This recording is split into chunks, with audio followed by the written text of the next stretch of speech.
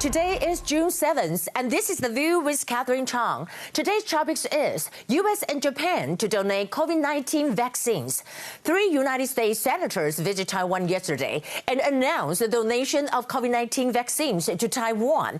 In addition, the AZ vaccine donated by Japan arrived in Taiwan last Friday. I think the U.S. and Japan are apparently sending a message to China.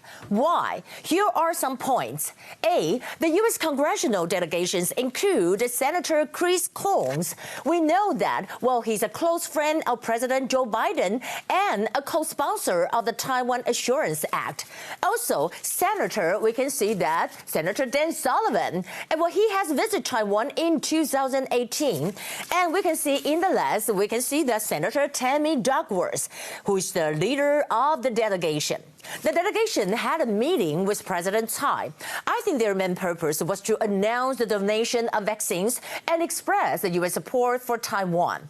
B. Why the U.S. and Japan jointly donate vaccines to Taiwan? I think one of the main reasons is to show their stance to China, asking China not to suppress Taiwan and sabotage Taiwan's access to vaccines. Since Taiwan's opposition party KMT keeps protesting against the vaccine policy and echoing with the CCP, the United States and Japan are trying to assist Taiwan in order to stabilize Taiwan's semiconductor supply chain.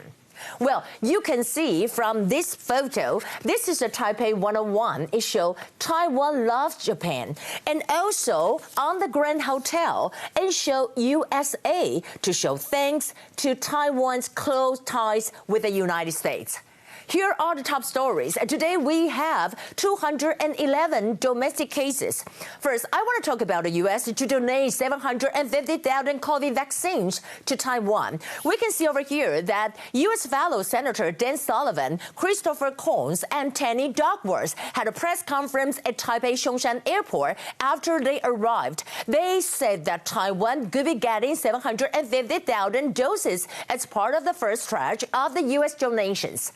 President Tsai expressed gratitude and said the vaccines are timely rain for Taiwan, and your assistance will be etched on our hearts.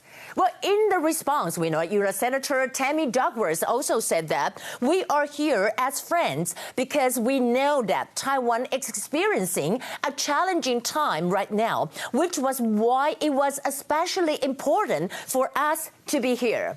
On the other hand, the U.S. Air Force's C-17 transporter arrived in Taiwan for the first time. We can see from the photo, a doctor happened to be able to capture a kind of a rare momentary photograph of the C-17 transporter and the Taipei 101 building.